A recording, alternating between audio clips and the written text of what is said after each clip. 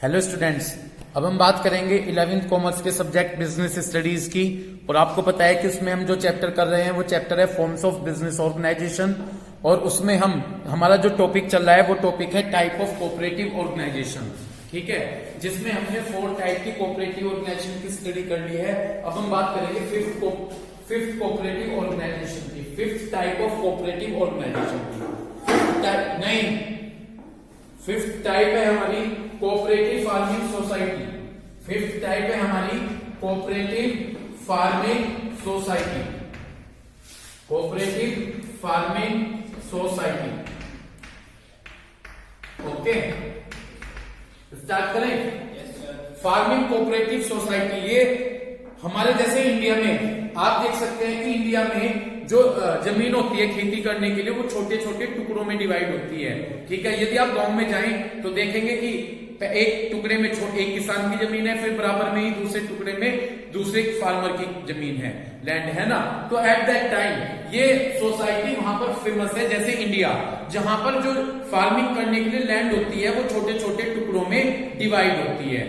ठीक है, तो बेसिकली वहां पर ये सोसाइटी क्या करती है, कोऑपरेटिव फार्मिंग सोसाइटी, जो फार्मर इस सोसाइटी के मेंबर्स होंगे उन्हें एडवांस टेक्नोलॉजी, एडवांस मशीन उपलब्ध कराई जाएंगी फार्मिंग करने के लिए। क्या करने के लिए? खेती करने के लिए। ओके, पढ़िएगा। These consist of small farmers, इसके अंदर स्मॉल फार्मर्स आते हैं। हु जॉइन टुगेदर, इसमें कौन आते हैं? स्मॉल फार्मर्स आते हैं जो एक साथ इकट्ठे होते हैं to available the benefit of, ताकि वो बेनिफिट लें large scale mechanism farming, large scale machines का यूज करें। जो किसका यूज करें? लार्ज स्केल मशीन्स का यूज करें फार्मिंग करने के लिए। तो इसके अंदर स्मॉल फार्मर्स आएंगे, ठीक है ना, हु जॉइन टुगेदर, जो एक साथ इकट्ठा होंगे ताकि लार्ज लेवल पर मशीनों का यूज किया जाए फार्मिंग करने के लिए। यदि एक छोटा किसान है, ठीक है, वो क्या इतनी बड़ी बड़ी मशीनें ले आएगा खेती करने के लिए? तो यहां पर छोटे छोटे स्मॉल फार्मर्स आ जाते हैं जो लार्ज स्केल पर फार्मिंग करने के लिए किसका यूज करेंगे? मशीन्स का यूज करेंगे। तो इसमें स्मॉल फार्मर्स आ जाते हैं जो कि एक साथ इकट्ठा होते हैं लार्ज स्केल पर फार्मिंग करने के लिए। किससे फार्मिंग किससे करेंगे? मशीन से करेंगे। Okay, such societies are particular important, ये सोसाइटीज उन कंट्रीज के लिए इंपॉर्टेंट है जैसे कि इंडिया, जहां पर जो एग्रीकल्चर है वो सफर करता है फ्रॉम एक्सेसिव सब डिवीजन, क्योंकि इंडिया में जो जमीनें होती हैं वो छोटे छोटे टुकड़ों में डिवाइड हुई रहती हैं। तो वहां पर ये सोसाइटी बड़ी अच्छी रहती है।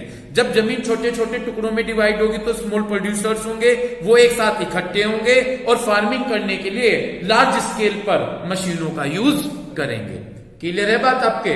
ठीक है, द फार्मिंग क्लियर है क्या बात? तो जमीन लैंड जो होगी वो क्या होंगी? छोटे छोटे टुकड़ों में बटी हुई होंगी और स्मॉल फार्मर्स होंगे, वो सभी स्मॉल फार्मर्स एक साथ इकट्ठे होंगे ताकि लार्ज स्केल पर क्या किया जा सके? लार्ज स्केल पर फार्मिंग करने के लिए मशीनों का यूज किया जा सके। क्लियर है? फार्मिंग कोऑपरेटिव सोसाइटी को हम एग्रीकल्चर कोऑपरेटिव सोसाइटी के नाम से भी जान सकते हैं। किस नाम से जानेंगे? एग्रीकल्चर कोऑपरेटिव सोसाइटी के नाम से भी हम जान सकते हैं। इतनी बात क्लियर हो गई? तो छोटे छोटे फार्मर एक साथ इकट्ठे होंगे ताकि लार्ज स्केल पर फार्मिंग करने के लिए मशीनों का यूज किया जा सके। ओके, इन सोसाइटीज का क्या मेन ऑब्जेक्टिव है? मेरा क्वेश्चन है, तो इसमें कौन होंगे सोसाइटी के अंदर? मेंबर कौन होंगे? Farmer. Very good. In societies का मेन ऑब्जेक्टिव क्या है? Helping the small farmers, small farmers की क्या करना? हेल्प करना, ताकि वो अपनी फार्मिंग करते हुए, खेती करते हुए, मैकेनिज्म का मतलब है मशीनों का यूज कर सके। तो फार्मर्स की हेल्प करना ताकि जब वो फार्मिंग कर रहे हैं तो उन्हें मशीनों के यूज करके वो फार्मिंग कर सके। समझ में आ गई बात? Second, providing improve seeds, fertilisers, irrigation and other modern techniques. उनको सीड्स, फर्टिलाइजर, इरिगेशन का मतलब सिंचाई और अदर मॉडर्न टेक्निक प्रोवाइड करना। किसानों को क्या क्या चीज प्रोवाइड करना? सीड्स, फर्टिलाइजर्स, इरिगेशन और अदर मॉडर्न टेक्निक्स प्रोवाइड करना। Provide social and economic securities to ये जो लिखा है ना PEASANTS, इसका मतलब फार्मर्स ही होता है। यदि आप इसको सर्च करें तो इसका मीन्स फार्मर ही निकल कर आएगा। तो फार्मर को सोशल और इकोनॉमिक सिक्योरिटीज प्रोवाइड करना, ये सोसाइटी का ऑब्जेक्टिव है। समझ गए? तो पहला ऑब्जेक्टिव तो क्या था कि जब वो फार्मिंग करें तो उन्हें मशीन के थ्रू फार्मिंग करें। सेकंड ऑब्जेक्टिव क्या था कि उनको सीड्स, फर्टिलाइजर, इरिगेशन और मॉडर्न टेक्निक प्रोवाइड करना। थर्ड ऑब्जेक्टिव क्या है? उनको सोशल और इकोनॉमिक सिक्योरिटी प्रोवाइड करना। ये मेन ऑब्जेक्टिव है। ओके, समझ में आ गया? और लास्ट आपकी कोऑपरेटिव सोसाइटी है 6, cooperative housing society. Cooperative housing society, cooperative housing society. इतनी बात आपके क्लियर हो गई? ठीक। कोऑपरेटिव हाउसिंग सोसाइटी में पढ़िएगा, दीज सोसाइटीज आर फॉर्म, ये सोसाइटीज बनाई जाती हैं to provide residential accommodation to their member, ताकि वो अपने मेंबर्स को रहने के लिए घर प्रोवाइड कर सकें। समझ में आ गई बात? तो ये सोसाइटी बनाई जाती है ताकि जो उनके मेंबर्स हैं अपने मेंबर्स को रहने के लिए हाउस प्रोवाइड कर सके। समझ में आ गई बात? क्यों बनाई जाती है? ताकि जो मेंबर्स हैं उनको रेजिडेंशियल एकोमोडेशन का मतलब रहने के लिए घर प्रोवाइड कराया जा सके। The society purchase a big plot of land, ये सोसाइटीज क्या करती हैं? एक big plot of land purchase कर लेते हैं, बिग प्लॉट परचेज कर लेते हैं, जमीन का एक बिग प्लॉट क्या कर लेती हैं? खरीद लेती हैं। उन पर कंस्ट्रक्ट फ्लैट्स, पहले तो जमीन खरीद ली, उन पर क्या बनाए? फ्लैट्स बनाए, ठीक है, और सेल कर दिए अपने, वो फ्लैट्स बेच दिए अपने मेंबर्स को इंस्टॉलमेंट का मतलब किस्तों पर और इजी टर्म्स और कंडीशन पर। वो फ्लैट्स बना, पहले तो क्या ली? जमीन ली, उन जमीन पर क्या बनाए? फ्लैट्स बनाए, उन फ्लैट्स को किसको बेच दिया? मेंबर्स को, इजी किस्तों पर, किस्त समझते हैं, इंस्टॉलमेंट पर और आसान कंडीशन पर। क्लियर है? सम हाउसिंग कोऑपरेटिव प्रोवाइड्स, कुछ हाउसिंग कोऑपरेटिव सोसाइटी लोन देती हैं। क्या देती हैं? लोन अपने मेंबर्स को फॉर बिल्डिंग हाउस, ताकि वो अपना हाउस बना सके। क्लियर है भाई बात? तो कुछ सोसाइटी क्या दे रही है अपने मेंबर्स को? लोन, ताकि वो घर बना सके। These societies are very popular in urban areas, ये सोसाइटीज कहां पर ज्यादा पाई जाएंगी? अर्बन एरियाज में बहुत ज्यादा मिलती हैं। क्लियर है? कहां मिलेंगी? ठीक है। इस सोसाइटी के कुछ ऑब्जेक्टिव्स हैं। फर्स्ट ऑब्जेक्टिव्स क्या है? Providing residential accommodation to their member, ये अपने मेंबर्स को रहने के लिए घर प्रोवाइड करते हैं। Second, helping member to purchase house at lower cost, अपने मेंबर्स को घर खरीदने में मदद करते हैं कम कॉस्ट पर। समझ गए? कम कॉस्ट पर। और थर्ड, प्रोवाइडिंग सिविक एमेनिटीज, ठीक है, एमेनिटीज को आराम बोलते हैं, सुविधाएं कहते हैं। एमेनिटीज को क्या कहेंगे? सिविक को कहते हैं मेंबर, सिविक को लिए आप वर्ड यूज है मेंबर। तो जो मेंबर्स होंगे उनको roads, parks, street light, parking, इन सब की सुविधाएं दी जाती हैं। समझ गए? मेरे हिसाब से क्लियर हो गया होगा, दोबारा बताने की जरूरत तो नहीं है, या अगर बताना हो तो मुझे बताइए। क्लियर हो गया? ठीक है। तो इस तरह से ये थी हमारी 6 कोऑपरेटिव सोसाइटी। नेक्स्ट टॉपिक पर आ जाइए। नेक्स्ट टॉपिक है जॉइंट स्टॉक कंपनी। नेक्स्ट क्या है जी? Joint stock company. अब हमारा टॉपिक है जो कंपनी होती है क्या होती है? सीधी सी बात है, कंपनी का नाम सुना है आपने? ये कंपनी है कि जॉइंट स्टॉक कंपनी क्या होती है। फर्स्ट, पहले ध्यान से पढ़िएगा, companies form of organisation is considered to be most suitable for organising business activity on a large scale. यदि आप लार्ज स्केल पर बिजनेस करना चाहते हैं तो कंपनी इसके लिए एक सुटेबल फॉर्म है। ठीक है? टॉपिक क्या है हमारा? Joint stock company. ये बता रहे हैं कि यदि आप लार्ज स्केल पर अपना बिजनेस करना चाहते हैं तो आपके लिए कंपनी क्या है? सुटेबल है। आप कंपनी बनाइए। आप क्या बनाइए? कंपनी बनाइए। इतनी बात क्लियर हो गई? कब बनाए कंपनी? जब आप लार्ज स्केल पर अपना बिजनेस करना चाह रहे हैं। ठीक है? It has advantage of attracting huge capital from the public. यदि आप कंपनी बनाते हैं तो आपको बहुत फायदा मिलता है, क्योंकि आप पब्लिक से आसानी से पैसा ले सकते हैं। पहले मुझे बात सुने, आपको मैं बता दूं, जब कंपनी बनती है तो कंपनी बनाते हुए क्या फायदा होता है? कंपनी अपने शेयर्स इश्यू करते हैं। शेयर्स का नाम सुना है मैंने, बीएसटी में भी पढ़ा है। इक्विटी शेयर, प्रेफरेंस शेयर और डिबेंचर। कंपनी ये तीनों चीज इशू करती हैं, पब्लिक को देंगी, पब्लिक उन्हें खरीदेंगी और कंपनी को पैसा देंगी। तो कंपनी के केस में फायदा क्या है कि कंपनी ह्यूज कैपिटल, बहुत सारा पैसा ले सकती है, किससे? पब्लिक से। क्या इशू करके? शेयर्स इशू करके और डिबेंचर इशू करके। ठीक है, शेयर इशू करके और डिबेंचर इशू करके पब्लिक से क्या लिया जा सकता है? पैसा लिया जा सकता है। विद एडिक्वेट कैपिटल लिखा हुआ है सबकी बुक में। एडिक्वेट का मतलब सफिशिएंट, अच्छा। यदि आप कंपनी के पास अच्छी कैपिटल होगी तो वो employ trained and experience manager, तो वो अनुभवी मैनेजर अपने पास रख सकते हैं ताकि बिजनेस को अच्छे तरीके से चलाया जा सके। इतनी बात समझ में आ गई? ताकि बिजनेस को अच्छे तरीके से क्या किया जा सके, ये अपने पास अनुभवी क्या रखते हैं? मैनेजर रखते हैं। समझ में आ गया? तो यदि आपको लार्ज स्केल पर बिजनेस करना है तो कौन सी सुटेबल फॉर्म होगी? कंपनी। क्या आप कंपनी शुरू करें। कंपनी के केस में क्या फायदा मिलेगा कि आप पब्लिक से बहुत सारी कैपिटल इकट्ठी कर सकते हैं। क्या इश्यू करके? और डिबेंचर्स इश्यू करके। इतनी बात क्लियर हो गई। और जब कंपनी के पास पैसा अच्छा होगा तो कंपनी अपने पास एक्सपीरियंस मैनेजर रख सकते हैं चलाने के लिए अपनी कंपनी को। ओके, फर्स्ट डेफिनेशन क्लियर करें, बड़ी अच्छी दी गई है। Joint stock company is meant an association of many person. Joint stock company का मतलब है, एसोसिएशन को ग्रुप बोल देते हैं। एसोसिएशन को क्या बोलेंगे? ग्रुप। यहां पर बहुत सारे पर्संस का ग्रुप होगा। ठीक है, तो जो कंपनी क्या है, ध्यान से पढ़ रहे हो, कंपनी क्या है? एसोसिएशन का मतलब, और हम एसोसिएशन का मतलब ग्रुप। यहां पर ग्रुप होगा मैनी पर्सन का। मैनी का मतलब बहुत सारे पर्संस का ग्रुप होगा। हु कॉन्ट्रीब्यूट मनी, जो कि सभी मिलकर, वो ग्रुप ऑफ पीपल्स मिलकर कंपनी में पैसा लगाएंगे। कॉन्ट्रीब्यूट मनी का मतलब पैसा लगाएंगे। ठीक है, या उस पैसे को लगाएंगे कॉमन स्टॉक। अंडरलाइन कर लो, कॉमन स्टॉक। कॉमन स्टॉक को शेयर्स बोलते हैं।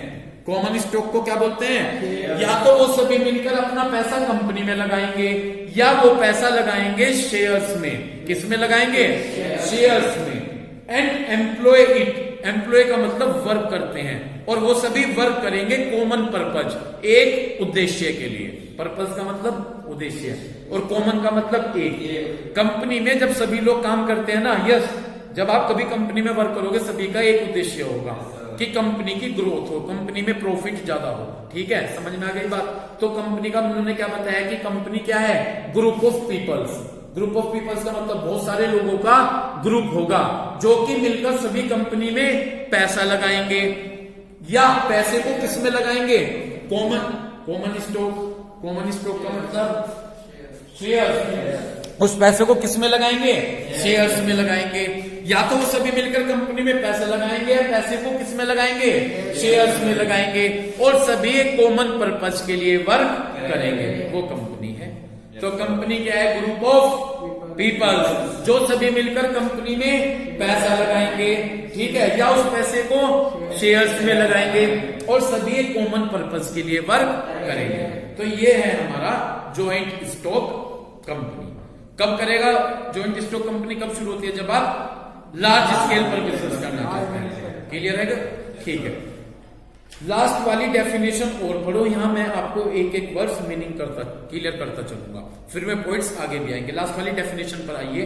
जॉइंट स्टॉक कंपनी का मतलब एक आर्टिफिशियल पर्सन। अंडरलाइन कर लो, आर्टिफिशियल पर्सन।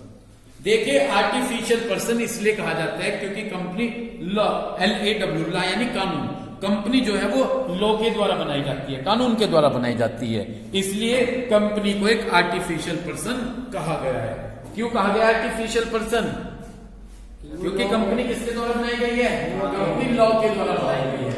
ठीक है, तो इसलिए कंपनी को क्या कहा गया? देखिए, दो तरह के लोग होते हैं। तो हमें किसने बनाया? गॉड ने। तो हम तो हैं नेचुरल पर्सन। ठीक है, हम तो सभी क्या है? हम सभी को गॉड के द्वारा क्रिएट किया गया है, तो हम तो आते हैं नेचुरल पर्सन में। ओके, और कंपनी को गॉड ने नहीं बनाया, कंपनी को किसने बनाया? लॉ, कानून ने बनाया, इसलिए कंपनी को आर्टिफिशियल पर्सन कहा गया। मैं एक एक वर्ड का मीनिंग क्लियर करता चलूंगा, अभी समझ लीजिए, फिर आगे हेडिंग्स में आएंगे। Second, having separate legal existence.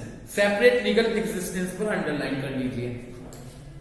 Separate legal existence का मतलब है कि जो कंपनी होती है और जो ओनर होंगे दोनों डिफरेंट होंगे। जो कंपनी होगी और ओनर होंगे वो दोनों क्या होंगे? डिफरेंट होंगे। सुनिए, जैसे रिलायंस कंपनी है, मुकेश अंबानी और अनिल अंबानी, ठीक है। अगर रिलायंस कंपनी में कोई भी असेट्स खरीदी जाएगी, असेट्स बेची जाएगी, या रिलायंस कंपनी किसी बंदे के साथ कॉन्ट्रैक्ट कर रही किसी भी चीज का, वो रिलायंस कंपनी के नेम से होगा, अनिल और मुकेश अंबानी के नाम से नहीं होगा। इसलिए कंपनी को सेपरेट लीगल एग्जिस्टेंस बोला गया है, जहां पर कंपनी अपने ओनर से बिल्कुल सेपरेट होगी। यदि कंपनी कोई असेट्स खरीद रही है, बेच रही है, तो कंपनी के नेम से खरीदी और बेची जाएगी। कंपनी का नेम क्या लिया मैंने अभी? रिलायंस। तो रिलायंस अगर कोई असेट्स खरीद रही बेच रही है तो मुकेश अंबानी और अनिल अंबानी के नाम से नहीं होगी, बल्कि कंपनी के। और कंपनी किसी से कॉन्ट्रैक्ट कर रही किसी तीसरे बंदे से, तो वो मुकेश अंबानी और अनिल अंबानी के नाम से नहीं होगा, बल्कि रिलायंस कंपनी। तो उसे कहा गया सेपरेट लीगल एग्जिस्टेंस। क्लियर हो गया? आर्टिफिशियल पर्सन क्लियर है? क्यों है आर्टिफिशियल पर्सन? लॉ के द्वारा बनाई गई है, इसलिए कंपनी क्या है?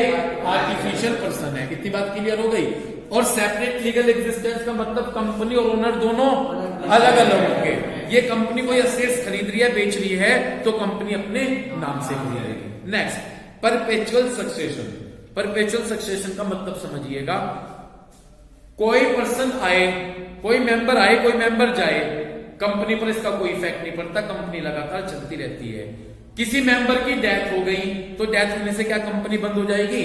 तो कोई मेंबर पागल हो गया, अनसाउंड माइंड हो गया, तो क्या कंपनी बंद हो जाएगी? इंसॉल्वेंट हो गया, ठीक है।